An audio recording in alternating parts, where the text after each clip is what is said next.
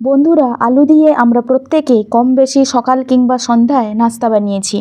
কিন্তু আজ আমি খুব সহজে আলু আর ডিম দিয়ে ইউনিক একটি রেসিপি আপনাদের দেখাবো, যাতে আপনার সময়ও বেঁচে যায়।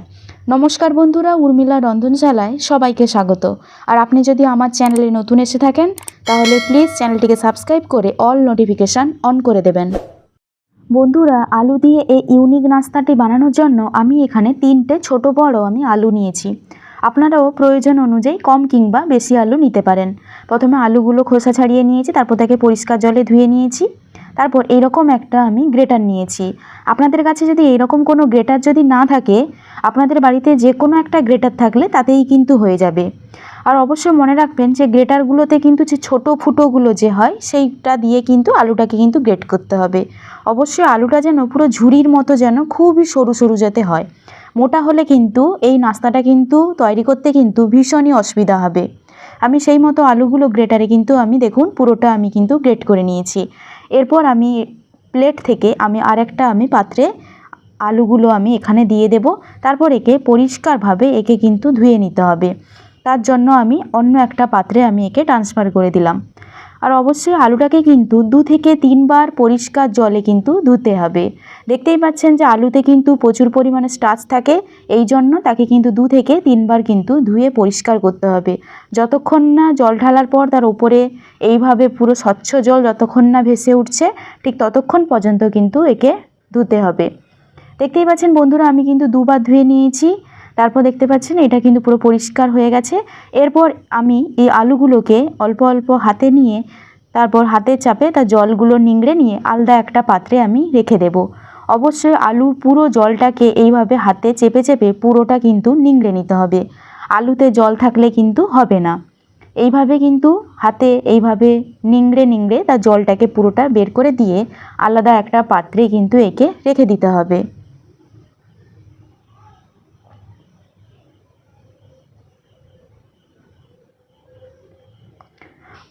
বন্ধুরা দেখুন, আমার কিন্তু সমস্ত আলু কিন্তু আমি এখানে জল নিংড়ে নিয়েছি। এরপর এই আলুগুলোকে কিন্তু এইভাবে কিন্তু ছড়িয়ে ছিটিয়ে ফ্যানের নিচে একে 10 থেকে 15 মিনিট কিন্তু রেখে দিতে হবে। তারপরে কিন্তু আমি পরের স্টেপগুলো আমি বলছি। বন্ধুরা দেখুন, 10-15 মিনিটের পর কিন্তু আলু ওপর থেকে অনেকটাই শুকনো হয়ে গেছে, অর্থাৎ ঝরঝরে হয়ে গেছে। এরপর যে প্রথম কাজটা করতে হবে, প্রথমে হচ্ছে একটা ডিম ওপর থেকে কিন্তু ফাটিয়ে দিতে হবে।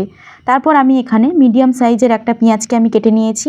দেখতেই পাচ্ছেন যে পেঁয়াজগুলো কিন্তু বেশি মোটা কিংবা অতিরিক্ত কিন্তু পাতলা করে কিন্তু কাটা নেই, কি মিডিয়াম রেঞ্জে কেটেছি।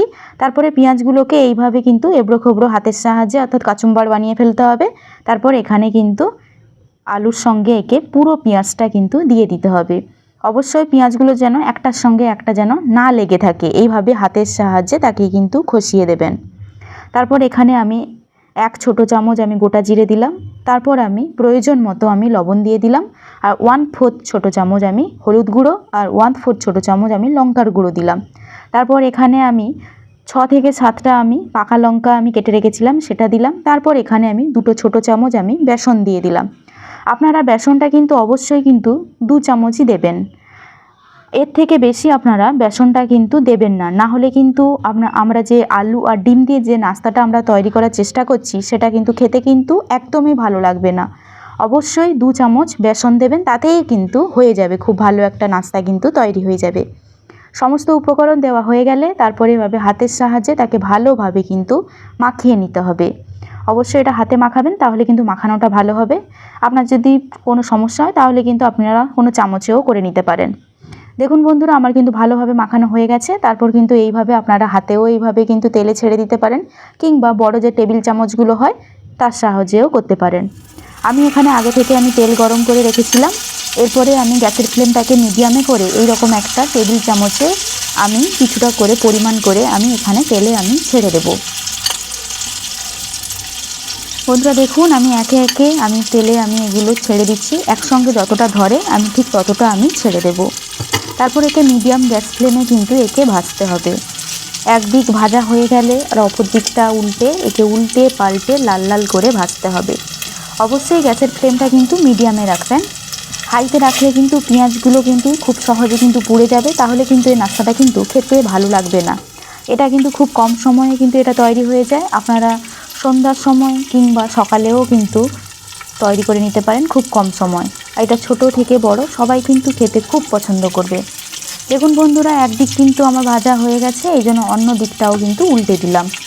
এইভাবে কিন্তু উল্টে পাল্টে একে লাল লাল করে কিন্তু ভাজতে হবে। আর প্রথম থেকেই বলছি যে গ্যাসের ফ্লেমটা কোনো মতে হাইতে করতে যাবেন না, অবশ্যই গ্যাসের ফ্লেমটা মিডিয়ামে রেখে কিন্তু এই পকোড়াগুলো কিন্তু ভাজতে হবে। বন্ধুরা দেখুন, এবার কিন্তু লাল লাল করে কিন্তু আমার ভাজা হয়ে গেছে। তারপর এইভাবে কিন্তু তেল ঝরিয়ে একটা পাত্রে কিন্তু একে তুলে নিতে হবে।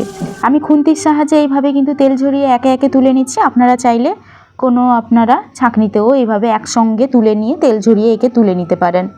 আর এটা ভাজতে কিন্তু কোনো বেশি তেল লাগে না, খুব অল্প তেলে কিন্তু এটা কিন্তু ভাজা হয়ে যায়। দেখতেই পাচ্ছেন আমার কড়াইতে কিন্তু বেশি তেল কিন্তু নেই, খুব অল্প তেলই আছে। অল্প তেলে এটা খুব সহজে ভাজা হয়ে যায়। আর সেকেন্ড ব্যাচে যতগুলো ছিল ঠিক ততগুলো আমি ছেড়ে দেব। একেও আগের মতো মিডিয়াম গ্যাস ফ্লেমে একে উল্টে পাল্টে লাল লাল করে ভেজে নিতে হবে। দেখুন বন্ধুরা, আমার কিন্তু এটাও কিন্তু ভাজা হয়ে এসছে। একেও কিন্তু আর 1 মিনিটের পর কিন্তু তুলে নিতে হবে। দেখুন বন্ধুরা, একেও আমি খুন্তির সাহায্যে এইভাবে তেল ঝরিয়ে কিন্তু আমি তুলে নেব, সেই একই পাত্রে আমি তুলে নেব। আর এটা বানানোও খুব সহজ, আর এটা তৈরি হয়ে যায় খুব কম সময়ে। দেখুন বন্ধুরা, আমি কতগুলো আলু আর শুধুমাত্র একটা ডিম দিয়ে এতগুলো পকোড়া কিন্তু আমি তৈরি করে নিয়েছি। আপনারা এটা চায়ের সঙ্গে কিংবা সকালেও কিন্তু এটা খুব কম সময় এটা তৈরি করে নিতে পারেন। আশা করি আজকের রেসিপিটি আপনাদের ভালো লেগেছে। ভালো লেগে থাকলে অবশ্যই একটা লাইক, শেয়ার, কমেন্টে জানাবেন কেমন লেগেছে। আবার দেখা হবে নতুন কোনো রেসিপি নিয়ে উর্মিলার রন্ধনশালায়।